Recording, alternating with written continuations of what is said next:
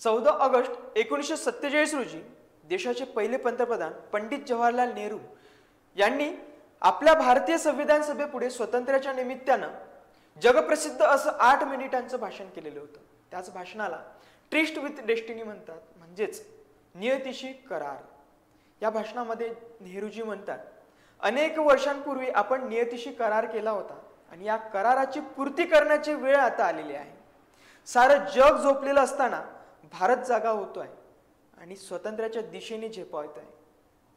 नमस्कार मित्रांनो, Yashodeep अकॅडमीच्या official YouTube चॅनलला आपल्या सर्वांचं स्वागत आहे। मित्रांनो, आपल्या अभ्यासक्रमाकरिता भारतीय संविधान आणि पंचायत राज हे विषय आपल्याला आहेत। या निमित्तानेच मित्रांनो, लोकसत्ता वृत्तपत्रामध्ये संविधान भान हे एक स्तंभ लेखन होते आहे आणि या स्तंभ लेखनाचं लेखन करतायत प्राध्यापक डॉक्टर श्रीरंजन आवटे सर। आपल्या देशाच्या संविधानाला संविधान स्वीकृत करून आपल्याला 75 वर्ष पूर्ण झालेली आहेत। या निमित्तानेच आपल्या भारतीय जनतेमध्ये संविधान जागृती निर्माण व्हावी किंवा संविधानाच्या संदर्भामध्ये आपुलकी निर्माण व्हावी याकरिता या लोकसत्ता वृत्तपत्रामध्ये हे स्तंभ लेखन सरांच्या मार्फत होते आहे। सरांनी खूप छान पद्धतीने या लेखांमध्ये अनेक गोष्टींचा उलगडा केलेला आहे, ज्या आपल्याला अज्ञात गोष्टी असतात की ज्या आपल्या कधी वाचनात गेलेल्या नाही आहेत किंवा आपण त्या स्तरापर्यंत वाचलेल्या नाही आहेत। या गोष्टी आपल्याला माहिती पडतात या लेखांच्या माध्यमातून। फार छान गोष्ट या ठिकाणी आहे आणि सरांनी मांडणी सुद्धा खूप उत्कृष्टरित्या या ठिकाणी केलेली आपल्याला दिसून येते। याच निमित्ताने मित्रांनो, आपण यशोदीप आयएस अकॅडमीच्या वतीनं या ठिकाणी आपल्या या प्लॅटफॉर्मवरती या लेखांच्या संदर्भामध्ये चर्चा करणार आहोत। ही एक आपली सिरीज असणार आहे। सरांचे जेवढे काही लेख प्रसिद्ध होत आहेत तसं तसं आपण या ठिकाणी विश्लेषणात्मक या ठिकाणी बघणार आहोत आपल्या परीक्षांच्या दृष्टिकोनातून, की कशा पद्धतीने आपल्या परीक्षांमध्ये प्रश्न सुद्धा येऊ शकतील आणि आपल्याला या संदर्भात नाविन्यपूर्ण गोष्टी सुद्धा माहिती पडू शकेल। कारण आपल्याला माहिती असेल तर एक प्रश्न आपल्याला विचारून गेला होता राज्यसेवा प्रिलिम्सला, की संविधान स्वीकृती करत असताना बाहेर पाऊस सुरू होता, अशा प्रकारचे स्टेटमेंट होतं। तर ते अशा गोष्टी आपल्याला अज्ञात गोष्टी असतात, त्या आपल्याला अशा तज्ञांच्या मार्फत लिखित लेखांमधूनच माहिती पडू शकतात। म्हणून आपण हे बघितलं पाहिजे आणि वाचले पाहिजे। त्या निमित्ताने आपण सिरीज एक सुरू ठेवणार आहोत, ही आपण नक्की बघा। तर बघूया आपण। आपल्याला माहिती आहे की आपल्या देशामध्ये 350 वर्ष ब्रिटिशांनी राज्य केलं आणि हे राज्य केलं अशा रीतीने आपल्या देशाला स्वातंत्र्य मिळवण्यासाठी या ब्रिटिशांपासून 350 वर्ष आपल्या देशातल्या नेत्यांना किंवा आपल्या देशाला झगडावं लागलं, भांडावं लागलं आणि चळवळ उभारावी लागली। राष्ट्रीय चळवळ आपली उभारली गेली आणि या माध्यमातून आपल्या देशाला 15 ऑगस्ट 1947 रोजी स्वातंत्र्य मिळालं। हे स्वातंत्र्य काही आपलं सोपं नव्हतं, आपल्या सगळ्यांना माहिती आहे।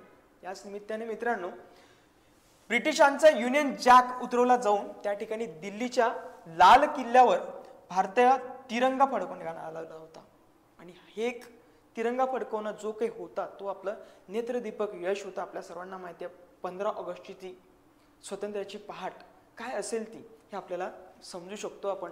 तर या ठिकाणी महात्मा गांधींना लॉर्ड माउंटबॅटन म्हणाले होते की ब्रिटिश जर या देशामधून गेलेत तर या देशामध्ये अराजकता माजेल आणि गांधीजी म्हणत होते त्यांच्यावरती, त्यांना उत्तर दिलं लॉर्ड माउंटबॅटन यांना, माजू देत, अराजकता आली ना तर ते आमची असेल असं गांधीजी म्हणतात। म्हणजेच गांधीजी या ठिकाणी या देशाचं सार्वभौमत्व लॉर्ड माउंटबॅटनना सांगत होते की आम्ही आता सार्वभौम आहोत, आमची ते अराजकता असेल किंवा शांतता असेल ते आमचं असेल।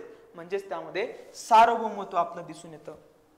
सार्वभौमत्व म्हणजे आपल्याला माहिती आहे की कोणतेही बाह्य किंवा अंतर्गत निर्णय घेण्याचं स्वतंत्र असणं, जे आपल्याला 15 ऑगस्ट 1947च्या अगोदर आपल्याला हे निर्णय घेण्याचं स्वातंत्र्य नव्हतं। म्हणजे गांधीजींनी सार्वभौमत्व आपल्याला या ठिकाणी या लॉर्ड माउंटबॅटनला सांगितलेलं दिसून येतं।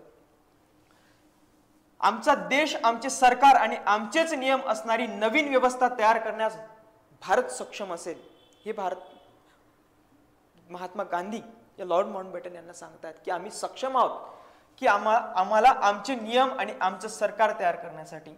असंच गांधीजींना एका अर्थानं लॉर्ड माउंटबॅटन यांना सांगायचं होतं असं आपल्याला दिसून येतं। अर्थात स्वातंत्र्योत्तर भारतात अराजक निर्माण होऊ नये म्हणूनच नेहरू, गांधीजी प्रयत्न करत होते आणि आपले नेते प्रयत्न करत होते। आपल्याला दिसून येतं की तो काळ होता 15 ऑगस्टचा आपल्याला एक आनंदाचा काळ आणि अशा काळात आपल्या देशामध्ये फाळणी होत होती आणि ह्या फाळणीचं रूपांतर दंगलीमध्ये होत होतं। विविध अशी अराजकता दिसून येत होती आपल्याला।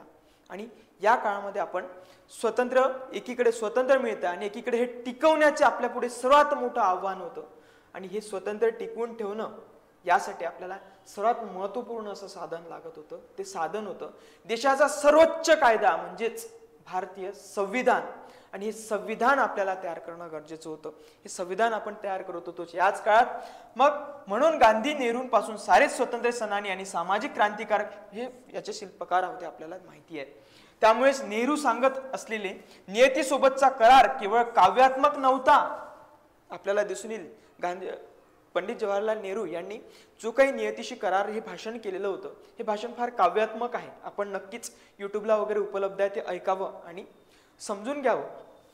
पण ते काव्यात्मकतेसोबतच व्यावहारिक सुद्धा होतं हे आपल्याला दिसून येतं यामध्ये. या कराराचे खरे रूप डॉक्टर बाबासाहेब आंबेडकर यांनी भारतीय संविधानाच्या माध्यमातून समोर आणलेलं आपल्याला दिसून येतं. आणि सर्वात मोठं हे चॅलेंज डॉक्टर बाबासाहेब आंबेडकर यांनी स्वीकारलं. आणि बाबासाहेबांनी या देशाला जबरदस्त असं संविधान उपलब्ध करून दिलं. कारण डॉक्टर बाबासाहेब आंबेडकर या संविधान सभेच्या मसुदा समितीचे अध्यक्ष होते. या निमित्तानं बाबासाहेबांचे फार जबरदस्त परिश्रम यासाठी आहे. या ठिकाणी या फोटोमध्ये आपल्याला दिसतात की आपण संविधानाची वाटचाल सुरू झाल्यानंतर डॉक्टर बाबासाहेब आंबेडकर यांनी कायदा मंत्री म्हणून शपथ घेतलेली आपल्याला दिसून येते. आपल्या पुढे राष्ट्रपती दिसून येतात. आपल्या देशाचे पहिले राष्ट्रपती राजेंद्र प्रसाद आणि या ठिकाणी देशाचे पहिले पंतप्रधान पंडित जवाहरलाल नेहरू.